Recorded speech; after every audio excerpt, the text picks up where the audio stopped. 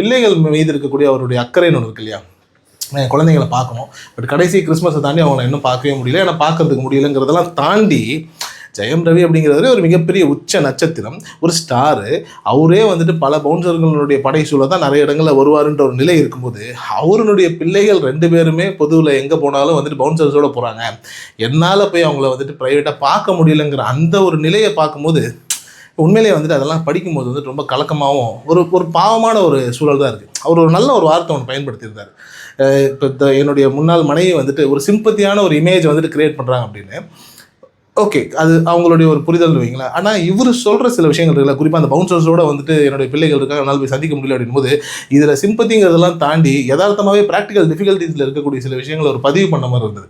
அது படிக்கும் போதும் கேட்கும் போதும் வந்துட்டு ஒரு சின்ன ஒரு மன வருத்தத்தை உண்மையிலேயே கொடுக்குதுங்க. ஏன்னா அந்த இடத்துல வந்துட்டு அவர் தரப்பில் இருக்கக்கூடிய நியாயத்தையும் நாம் பார்க்க வேண்டிய ஒரு நிலை இருக்குது.